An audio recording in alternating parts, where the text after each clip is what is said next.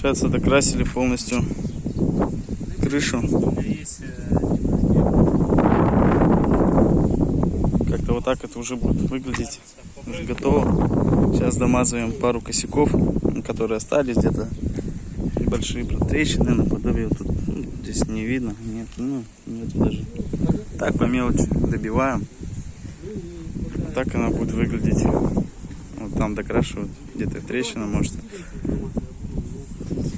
Можно в любой цвет, в красный, в синий, зеленый, какой душе угодно. В данном случае белый. Резиновая краска Легада.